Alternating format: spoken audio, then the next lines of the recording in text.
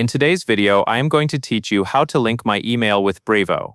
Linking your email with Brevo is an important setup step.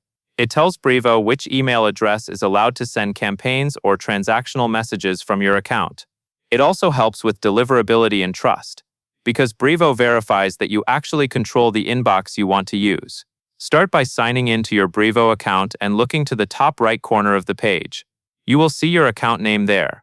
Click your account name to open the account menu. This is where Brevo keeps the main administrative options, including the settings you need for sender management. Next, select the Settings option. Once you are in Settings, look for the section labeled Senders, Domains, IPs.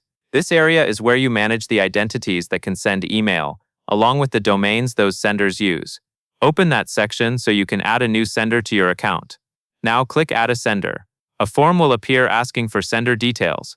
Enter the name you want recipients to see in their inbox, such as your business name or your personal name.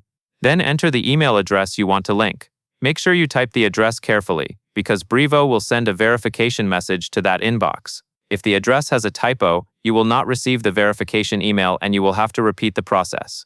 After you have filled in the name and email address, click Save.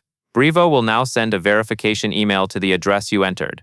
At this point, open your email inbox in a separate tab or window and look for the verification message. If you do not see it right away, wait a moment and refresh your inbox. It can also help to check your spam or junk folder, since automated verification emails sometimes land there. When you find the email, open it and click the verification link inside. This confirms to Brevo that you own the email address and gives your account permission to use it as a sender. Once the link is clicked, return to Brevo and you should be ready to send using that verified sender. And that is all there is to it.